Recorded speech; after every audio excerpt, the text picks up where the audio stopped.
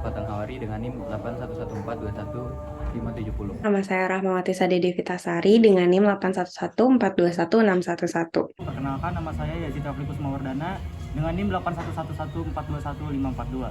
Saya Feby Veronica dengan NIM 81114211608. Saya Aldia Sultan Mudo dengan NIM 81114211549.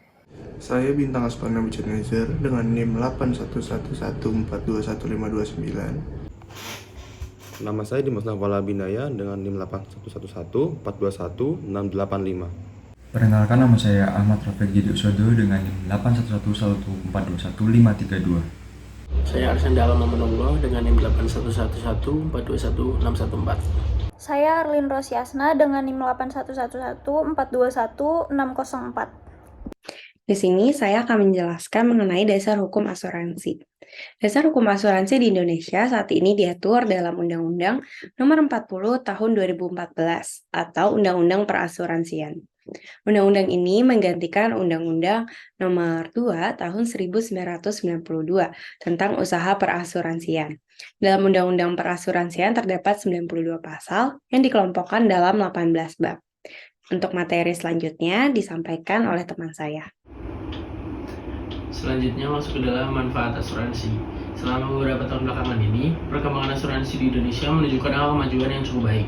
Perusahaan asuransi menunjukkan geliat pertumbuhan di dalam usaha yang mereka jalankan, yang mana semakin hari semakin banyak nasabah yang menggunakan layanan asuransi di dalam kehidupan mereka. Kesadaran masyarakat akan pentingnya sebuah perlindungan atas berbagai macam risiko yang bisa terjadi dan menimpa diri mereka sewaktu-waktu adalah salah satu penyebab tingginya jumlah pengguna asuransi belakangan ini. Hal ini tentu saja menjadi sebuah keuntungan tersendiri bagi perusahaan asuransi yang menyediakan layanan asuransi, di mana akan semakin luas pasar yang bisa diolah dan dijadikan sebagai sasaran penjualan produk yang mereka miliki. Akan tetapi, tidak sedikit pula masyarakat yang belum memahami atau bahkan sama sekali tidak mengerti tentang asuransi, jenis-jenis asuransi, tujuan berasuransi, dan manfaat asuransi. Apalagi untuk mengetahui lebih dalam tentang asuransi, khususnya peraturan perundang-undangan yang mengaturnya.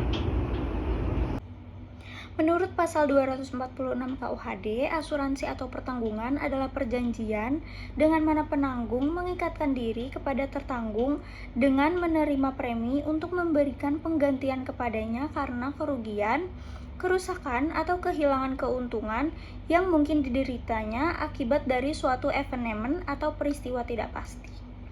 Dari pengertian asuransi tersebut, dapat kita simpulkan, asuransi menawarkan manfaat yang baik dalam meminimalisir resiko akan ketidakpastian yang datang tanpa diduga-duga. Setidaknya ada 5 manfaat asuransi yang bisa diperoleh, yaitu 1. Melindungi pendapatan dari resiko yang datang tiba-tiba.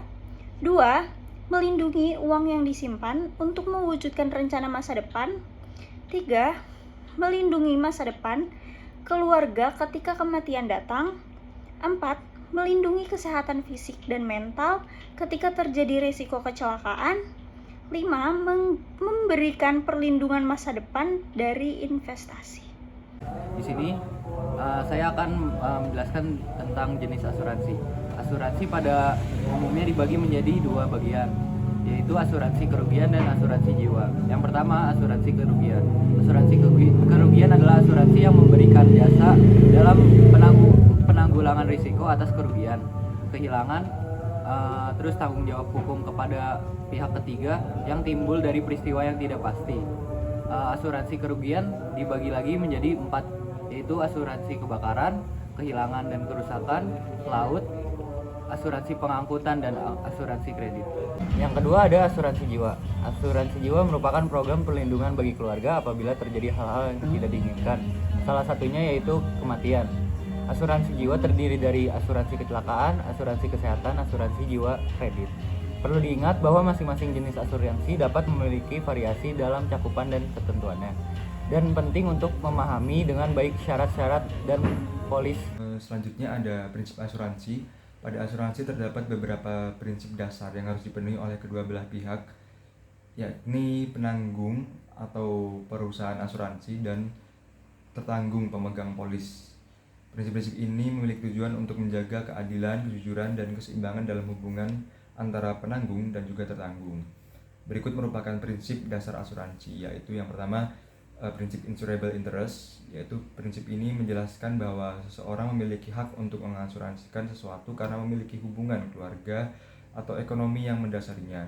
Hak ini secara otomatis timbul setelah adanya perjanjian yang disebut polis dan memiliki dasar hukum. Yang kedua, ada prinsip utmost good faith. Prinsip ini memiliki makna yakni niat yang baik. Yang dimaksud ialah dalam proses pembeli sebuah produk asuransi, baik itu tertanggung maupun penanggung, harus menyampaikan informasi secara terbuka, rinci, dan jujur.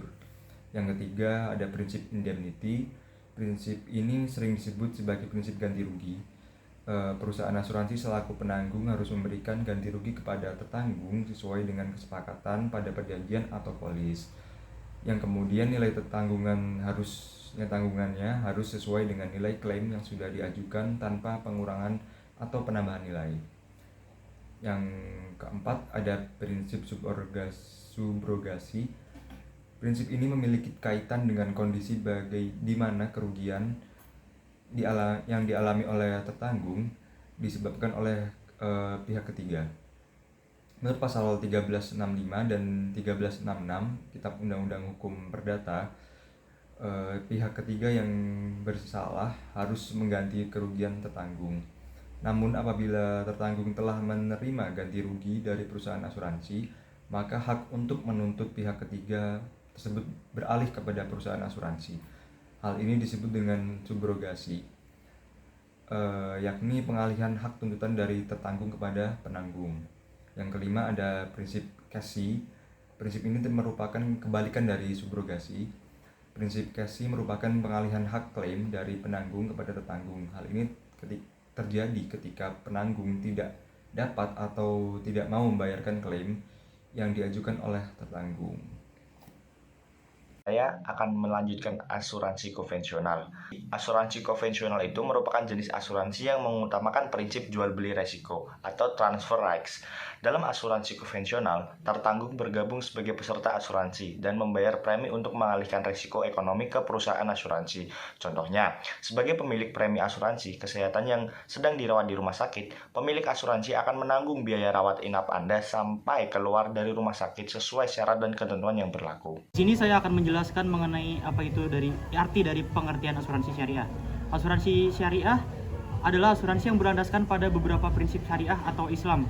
Di sini dijelaskan dalam fatwa DSN MUI 21/DSN/MUI/10 Romawi/2001 yang mengungkapkan lebih jelas mengenai pengertian asuransi syariah, yang dalam fatwa tersebut menjelaskan bahwa asuransi syariah adalah upaya saling membantu dan berbagi antara sekelompok orang atau pihak melalui investasi dalam bentuk aset atau tabarua. Asuransi syariah ini menggunakan pola pengembalian yang disepakati untuk menghadapi risiko tertentu. Akad yang dilakukan dalam jenis asuransi ini harus sesuai prinsip syariah. Perusahaan pengelola asuransi syariah melakukan manajemen dana tabaru yang berasal dari peserta untuk saling membantu satu sama lain dalam menghadapi risiko. Penggunaan dana tabaru hanya terbatas pada 4 hal, yaitu ujrah, santunan asuransi, membayar asuransi, dan surplus underwriting. Di sini saya akan menjelaskan tentang perbedaan asuransi konvensional dengan syariah. Banyak perbedaan dari asuransi konvensional dan syariah. Di sini akan saya jelaskan beberapa. Yang pertama, ada perbedaan prinsip. Asuransi syariah menganut prinsip tabaru atau gotong royong, mudharabah atau bagi hasil, dan wakalah atau yang berarti perwakilan. Sedangkan asuransi konvensional itu menganut prinsip indemnity atau sistem ganti rugi, subrogation atau subrogasi, dan juga utmost good faith atau kesetiaan yang paling tinggi. Selanjutnya itu ada pengawasan dana. Pengawasan dana asuransi syariah itu dilakukan oleh Dewan Pengawas Syariah atau yang bisa disingkat DPS. Dewan ini bertanggung jawab kepada Majelis Ulama Indonesia atau MUI untuk memastikan transaksi itu sesuai syariah. Sedangkan pada asuransi konvensional itu diawasi oleh OJK atau Otoritas Jasa Keuangan dan juga dikelola oleh perusahaan asuransi masing-masing. Yang ketiga itu ada akad perjanjian. Perjanjian pada asuransi syariah menggunakan akad tabaru yang bertujuan untuk saling menolong. Sedangkan pada konvensional itu perjanjiannya berbasis pada sistem jual beli. Yang keempat itu ada bagi hasil. Keuntungan dari pengelolaan dana asuransi syariah itu akan dibagi secara merata kepada peserta dan perusahaan. Sedangkan asuransi konvensional, semua keuntungan akan diberikan kepada perusahaan. Yang kelima itu ada zakat. Pada asuransi syariah, semua peserta diwajibkan membayar zakat. Sedangkan pada asuransi konvensional tidak diwajibkan untuk membayar zakat. Selanjutnya akan dilanjutkan oleh teman sekelompok saya. Untuk perbedaan selanjutnya, ada pada sistem kepemilikannya. Pada asuransi syariah, dana premi akan atau kontribusi dimiliki oleh seluruh peserta asuransi. Perusahaan hanya bertindak sebagai pengelola dana asuransi yang disimpan. Berbeda dengan asuransi konvensional, dana premi menjadi milik perusahaan dan bebas digunakan sesuai perjanjian awalnya. Selanjutnya ada pada dana hangus. Asuransi syariah tidak memperlakukan dana hangus sehingga nasabah dapat mengambil kembali dana yang sudah dibayarkan. Sedangkan pada asuransi konvensional, dana akan hangus jika polis berakhir atau nasabah tidak membayar preminya. Selanjutnya ada pada klaim. Metode pembayaran klaim asuransi syariah dilakukan melalui pencairan dana tabungan bersama. Pada asuransi konvensional, dana bisa langsung dicairkan dari rekening perusahaan asuransi. Lalu yang ke-9, ada pada pengelolaan resiko. Resiko pada asuransi syariah dibebankan pada perusahaan dan peserta secara bersama-sama karena berbasis prinsip tolong-menolong. Lalu pada asuransi konvensional, resiko ditransfer kepada perusahaan asuransi sebagai penanggung dalam perjanjian polisnya. 10, yang terakhir, ada pada pemegang polisnya. Asuransi syariah didaftarkan untuk satu keluarga agar dapat memiliki manfaat bersama. Sedangkan untuk asuransi konvensional hanya ditujukan kepada pemegang polis saja. Nah, tadi udah jelas ya tentang pengertian asuransi, dasar hukum asuransi, jenis-jenis asuransi, perbedaannya dengan konvensional dan syariah, dan juga konsep asuransi. Terima kasih sudah menonton, bye-bye.